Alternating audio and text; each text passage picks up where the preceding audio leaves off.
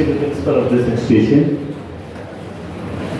the faculty members of the Department of English, and Dr. RaJa, Head of the Department of English, and all other teaching and non-teaching staff, and my dear students of this college. Good morning to you.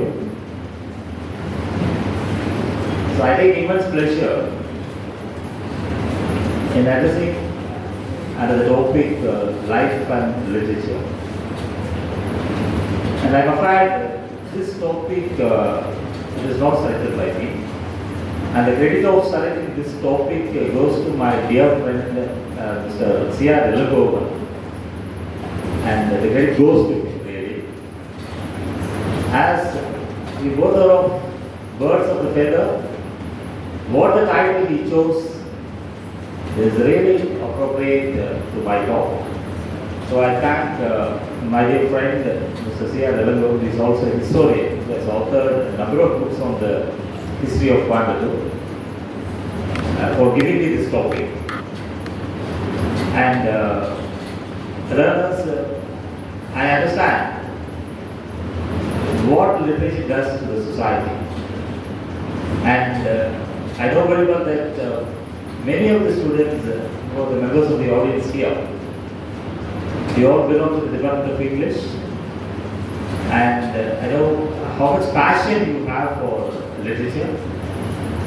And the title, Life and Literature, it really suits this opportunity, suits my talk today in front of you.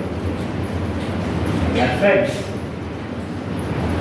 and another special thanks to the student or the staff member who has introduced me, has given a detailed introduction on me, saying that how many articles I have penned since I have been a journalist, that I was an express, that I got a great many opportunity to write a number of articles, particularly on this region. And through writing, I earned a lot of readers. So that is really an opportunity to a person who majored in the same English literature but long back, the Government House College, Coimbatore.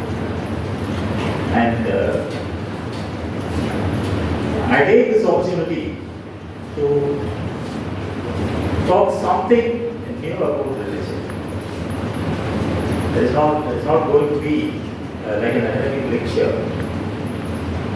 And this topic, life and literature, when you just think about this topic, it can give you the understanding. Literature speaks the joys and pains of life. So that is why literature is called the mirror of life. And though the genre I was given, I was very much interested in poetry. So I think I can read something, I can teach, I can lecture something on poetry. And poetry in the sense, that not the poems which we learn in our curriculum. And I just wanted to introduce a few important poems across the world, which really spoke, which really have spoken the joys and pains of life. And recently I came across the definition given by one of our greatest poets, William Blake, of poetry. And we are usually taught the definition given by William Wordsworth, the nature of poetry. What is poetry? Poetry is the spontaneous flow of powerful feelings, recollected and practiced. That's a definition. It's very famous. But in a book recently I came across the definition given by the engraver and the poet William Blake. And it is, we are sure you have heard about William Blake and his important work, Songs of Experience. And they Blake defines poetry in a different way. When he asked William Blake, he would say, Poetry is to see a world in a grain of sand. It's imagination. How to see a world in a grain of sand. And to see the heaven in a wild flower. And hold the infinity in the palm of your hand. And eternity in an hour. Just take the contradiction. So eternity is timelessness. But poetry has the magic of making the eternity confined within an hour. That's the idea he gives. And friends, you know well, as I was telling you, poetry reflects the joy and pain of human life. And the top of the crying hour, the most important element, or the crying need, or the top of the town, or even the top of the world today is the ongoing war between Israel and Palestine. And you have come across the news that a very big hospital was exploded, was blasted out by the bombing of Israel. Hundreds of children died, hundreds of innocent children died. Just because of the war between the two geographical tracts, Palestine and Israel. And we just think about the situation of the children, the innocent children. In the hospital, many more innocent children are killed. It is all due to the greed of humanity. The human beings' greed for invading a country, invading a geographical tract. The innocent children are victimized. That is what the war has shown throughout the ages. And if you go through the history of English literature, and particularly the poets who wrote poems during the First World War, during the World War I, you can come across Wilfred Owen, the poem Straight Beat. In the First World War, all the youngsters, most of the youngsters were enlisted in the troops in the British troops. They were enlisted as soldiers. Even though they didn't believe in the war, they had to fight for their nation in the First World War. They had to fight against Germany and other opponent forces. And one such poem we would have enjoyed, Wilfred Owen's Straight Beating. In the hell, he imagines in the hell, he meets his enemy, whom he killed just a day or two ago. And coming back to the Palestine-Israel ongoing war, there is a very famous poem written by a woman poet. I should like to read out that poem here. The poem is very famous. Do not believe me when I talk to you of war. Even you cannot believe me when I talk about war, because I haven't been to the war. I haven't seen the wars. I have heard about wars. I have read about wars. But the poet herself, the poetess, a woman poet, she reads a wonderful poem. I should like to read out the poem. The poet's name is Asma Aziza, a Palestinian woman poet. She has written a beautiful poem. You know, poetry is always exaggerated. And the poetry goes beyond imagination. While writing about the war, the poetess does not want her readers to believe that actually she is talking about war.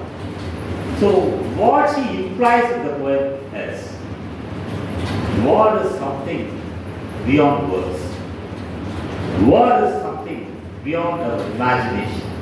That is what the message of the poem. The message is implied. Do not believe me when I talk to you of war. Because I have never heard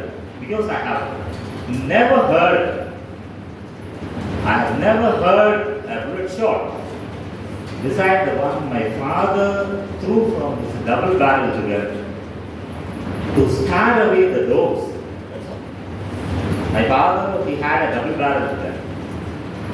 For the first time I heard the bullet shot. And my father fired this bullet shot from his double-barreled gun just to scare away the dogs. I haven't heard a bullet shot in the war. So do not believe me when I talk to you of war. Do not believe me if I talk to you of war, because when I spoke of blood, I write about blood as a fire. I write about blood.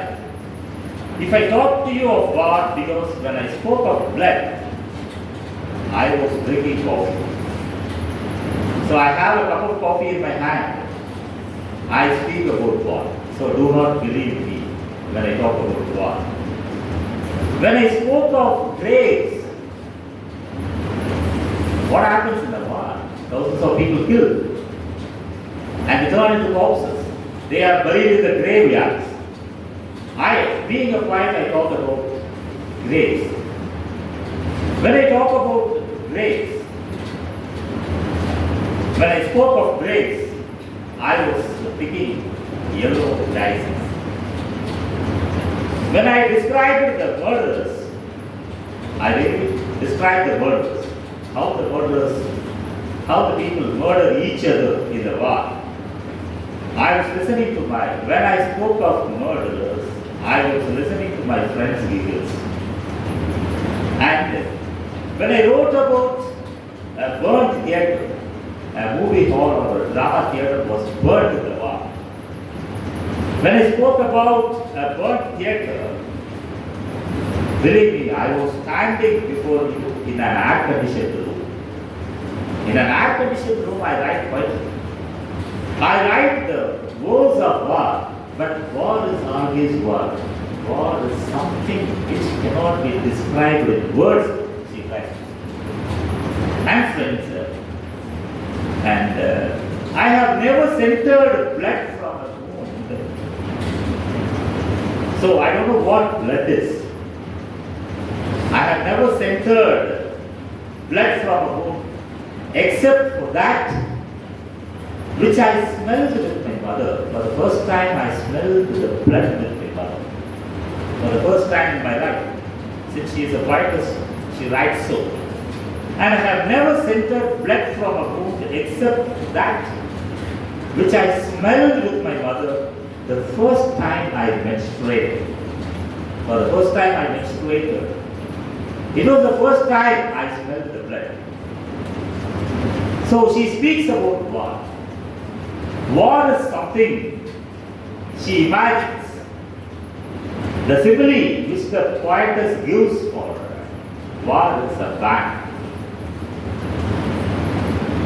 She ends that poem saying, I do not have an account in the bank of wars. The bank is full of wars, like how the bank is full of money. I do not have an account in the bank of wars. But a woman reassured me.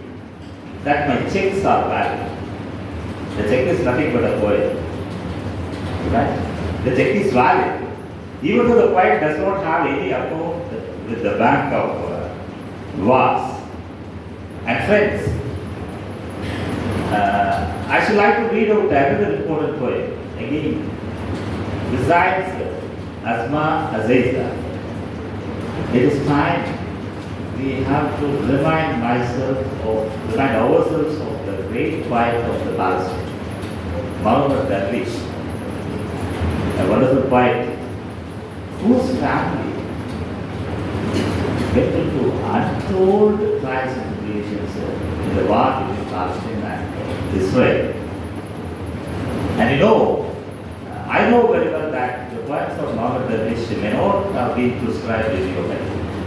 And we study English literature. We study about the war poets, the first world, poets who took part in the First World War, and the poets who took part in the Second World War. And I have read some of the poems by Muhammad Darwish which speak the pain of the Palestinian people, which speak the pain of war, which speak the pain of life. And this poem which I am going to read out now, it is titled The Prison Cell. He is writing about the prison cell. And the poem has been written in the way that the prisoner converses with the prison god, the prison sentry. And he starts to read, he starts to write The Prison Cell by Muhammad Darwish. It is possible at least sometimes. It is possible especially now.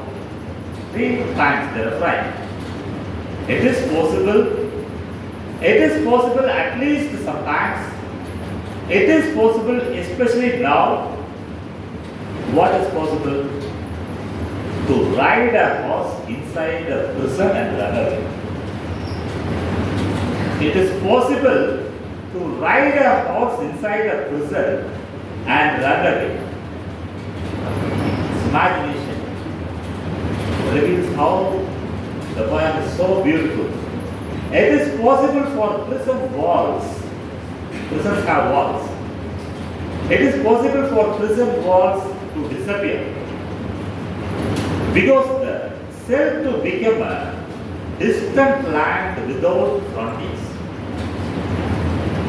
What did you do with the wall? The next day, the prison guard comes to meet the prisoner and he asks him, what did you do with the walls? And the poet says, that is the beauty of the poem. What did you do with the walls? The next day, the prison guard sees that there are no walls in the cell. And the prison guard asks the prisoner, what did you do with the walls? And the prisoner answers. The prisoner is none other than the poet. The prisoner answers, I gave them back to the rocks. What did you do with the walls? I gave them back to the rocks. It's called liberty. And what did you do with the ceiling? The prison cell has a ceiling. What did you do with the ceiling? I turned it into a saddle which is used with the horses. And your chain, I chained you yesterday. I fettered you yesterday. What did you do with the chain? I turned it into a pencil for writing poetry. So, the prison guard got angry. He got angry with the answers given by the prisoner. He put an end to my dialogue. He doesn't want to converse with me. He doesn't want to continue the conversation. He put an end to my dialogue. He said he didn't like my poetry and bolted the door of my cell. He got irritated and he bolted the cell of the prisoner. And he came to see me the next morning. In the morning he came to see me. He shouted at me, where did all this water come from? He sees plenty of water in the cell. Where did all this water come from? The poet says, there lies the beauty of the poem. Where did all this water come from? I brought it from the Nile. And the trees, I see plenty of trees in the prison. Where did these trees come from? From the outside of Damascus. And the music, I hear some music in this prison, in the cell. Where did this music come from? From my heartbeat, he says. And the prison guard got mad almost. The prison guard got mad almost. And he put an end to my dialogue. He said he didn't like my poetry and bolted the door of my cell again. But he returned in the evening. Just imagine evening scene in the prison. He returned in the evening. He sees the beautiful moon of the sky. And he wants to ask the prisoner, where did this moon come from?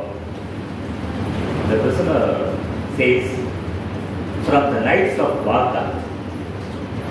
The moon comes from the nights of Varta. And there is wine in the prison. Where did this wine come from? And the wine from the vineyards of Algiers. The final crusade. There lies the most beautiful element of poetry. Students of literature should enjoy this time.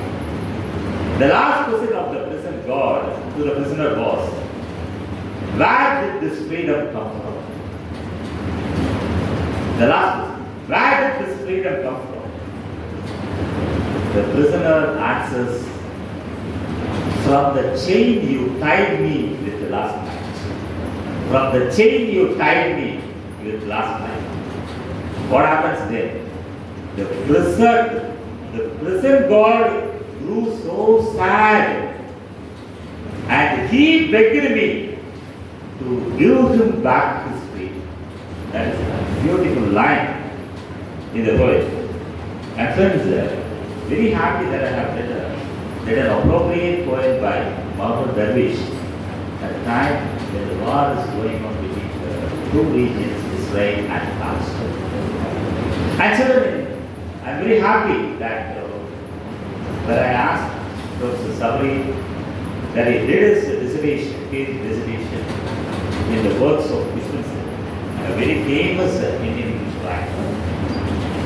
And when you think of Indian English poetry, of all the poetry areas, the most I like is Indian poetry. And in Indian poetry, you would have come across a beautiful poems by Musical, A.K. Ramanujan, R. Parthasarathi, and many other authors. And one cannot forget the beauty of the poetry. And Musical writes in the poem, The Night of the Scorpion. You would have learned it. The poem is set in a village background, which is in the night. People carrying lanterns. It is unelectrified. It was an unelectrified village. There was no power. And an old woman was bitten by a scorpion. And there is no cure. There is no physician to attend to her immediately. And people from different nooks and corners, they carry lanterns. In that dark night, they move, buzzing 1,000 times the name of the God. And the brightness, the poet sees, the brightness makes the shadows of the people fall on the walls of the houses. I cannot forget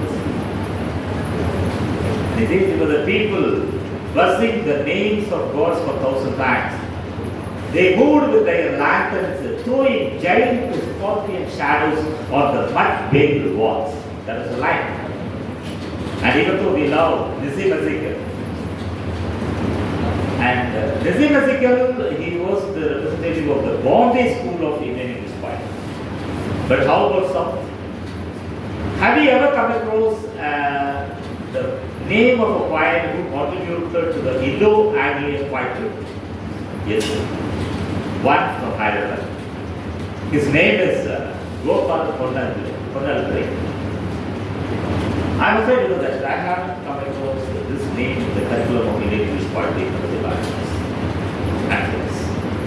There's a wonderful poem. I should like to read this poem and I close my lecture.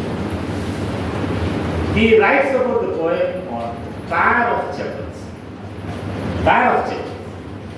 You see, I bought a pair of chapels from a footwear shop.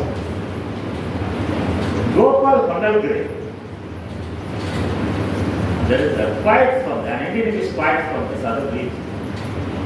This poem of his is very famous, but unfortunately the poem has not been included in the curriculum of Indian English poetry in our studies.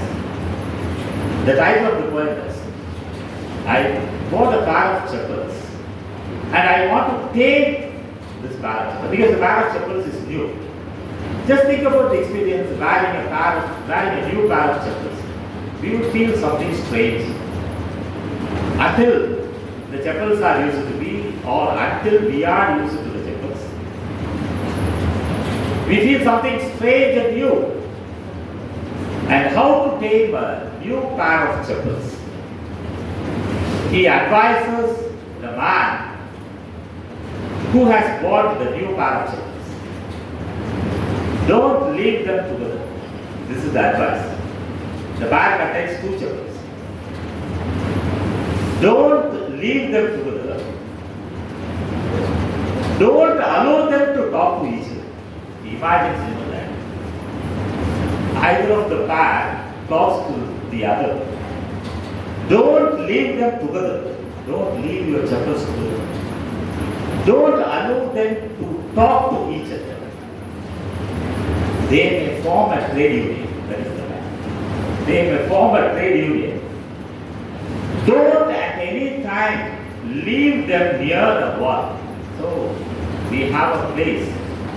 We have a spot at home where chappals are left.